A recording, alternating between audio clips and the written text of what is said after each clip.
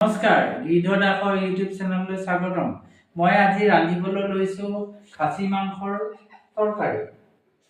আহকচোন পলম নকৰি ৰন্ধা আৰম্ভ কৰোঁ। মই ৰান্ধিবলৈ ল'লে কোনো ধৰণৰ পেকেট মছলা ব্যৱহাৰ নকৰোঁ। আপোনালোকে কৰেনে বাৰু? যদি কৰে কমেণ্টত জনাবচোন।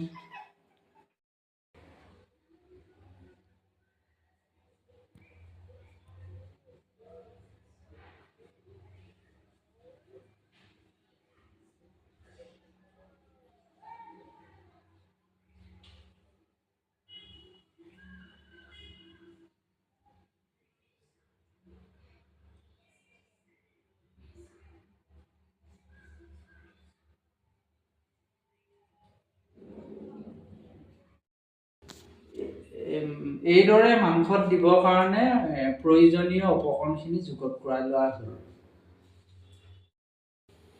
কেৰাহীখন গৰম হ'ল আৰু এই মিঠাতেল দিলোঁ। কেৰাহীখনত মিঠাতেল দিলোঁ।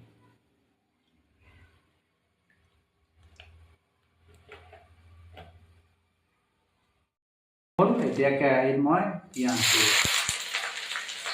দিলোঁ।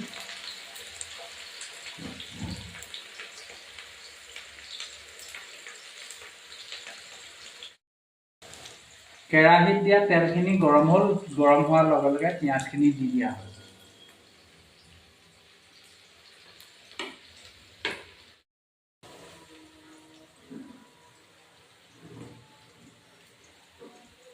এচামুচ হালধি দিলোঁ।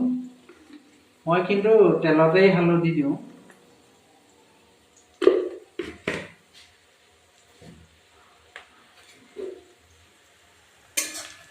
হালধি দি তেলত পিঁয়াজখিনি লৰাই দিওঁ।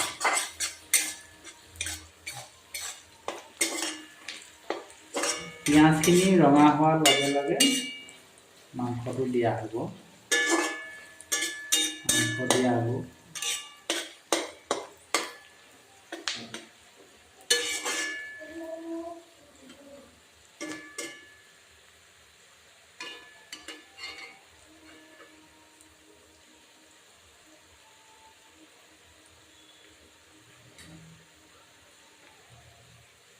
পিঁয়াজবোৰ ৰঙা হ'ল, এতিয়া মাংসবোৰ দি দিম তেলত।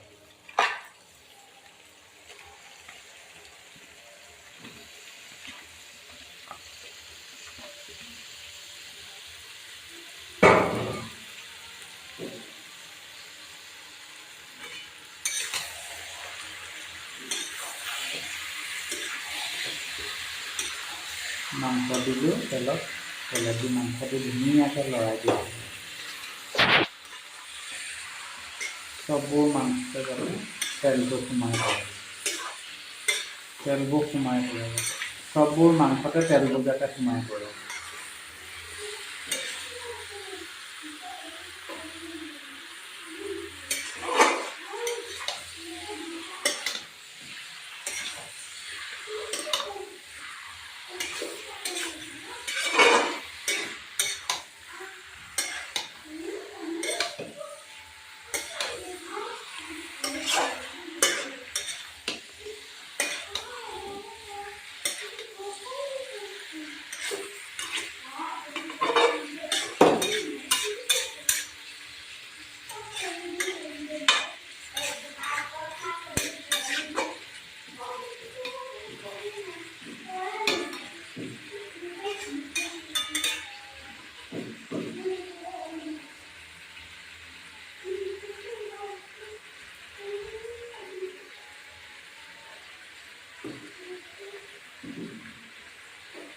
নহৰু দিছোঁ, ইয়াৰ পিছত নহৰু দিলোঁ,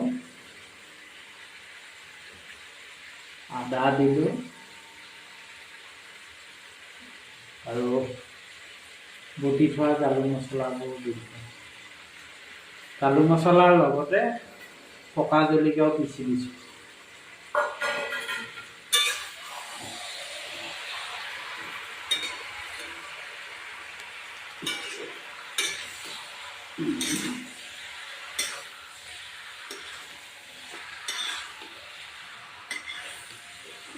এতিয়া মাংসখিনি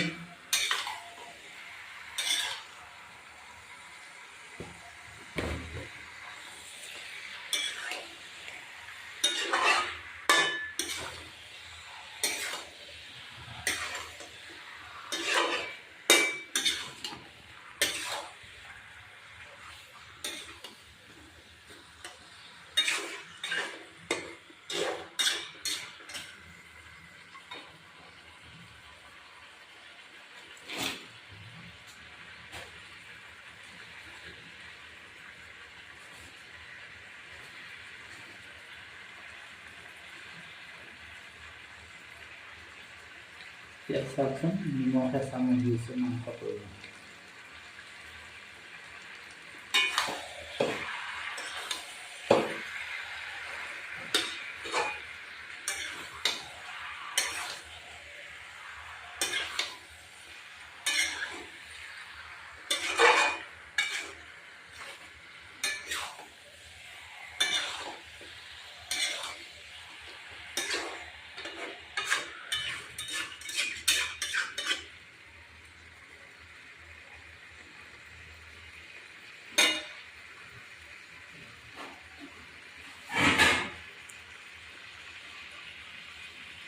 এতিয়া মাংসখিনি ঢাকি দিম 20 মিনিটমান সময় সিজিবৰ কাৰণে।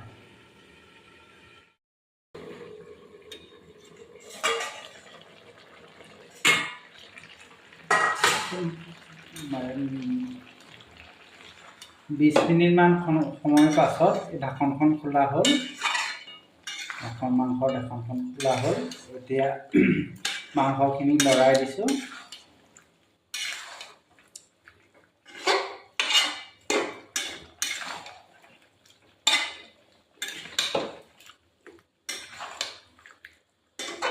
মাংসখিনি লৰাই দি এতিয়া দিম আপোনাৰ আলু আৰু ওলকবি। এতিয়া আলু দিলোঁ, এতিয়া ওলকবি দিলোঁ।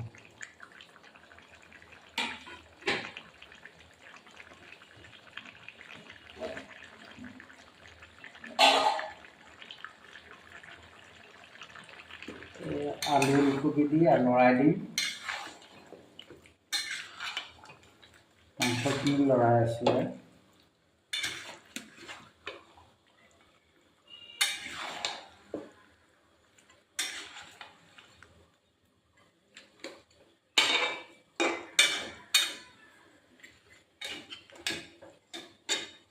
মাংসখিনি লৰাই দি আলুৰ লগত লৰাই দিয়াৰ পাছত আকৌ ঢাকি দিম। মাংসখিনি সিজিছে, মাংসখিনি ধুনীয়াকৈ চাওকচোন কি ধুনীয়াকৈ সিজিছে। ইয়াৰ পিছত ইয়াত গৰম পানী আছে, গৰম পানী দি দিম।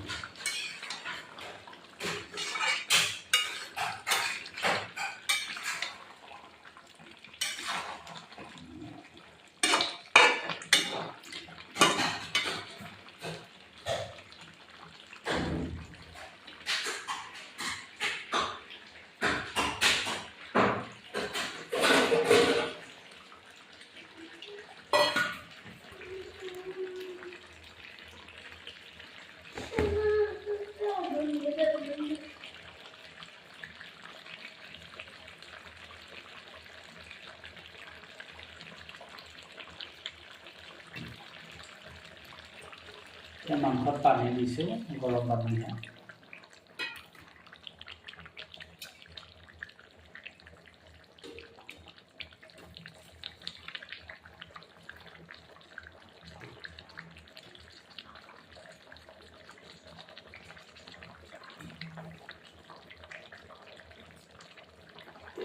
দুই বাটি গৰম পানী দিয়া হ'ব।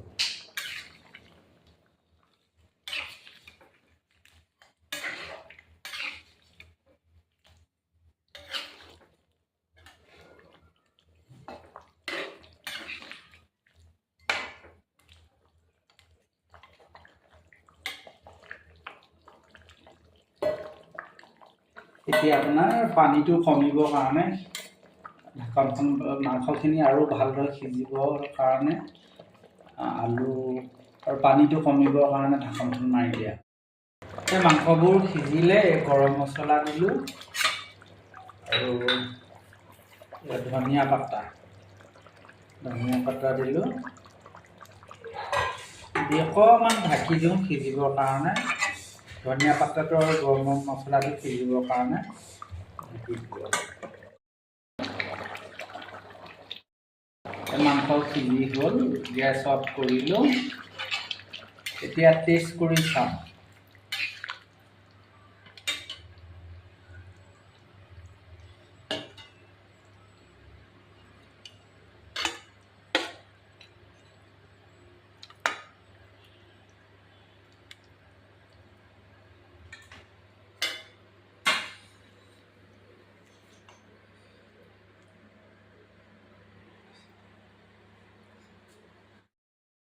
টেষ্টি হৈছে, ধুনীয়াকৈ সিজিছে। আপোনালোকে ভিডিঅ'টো চাই ভাল পালে লাইক কৰিব, শ্বেয়াৰ কৰিব, কমেণ্ট কৰিব আৰু ছাবস্ক্ৰাইবো কৰি দিব।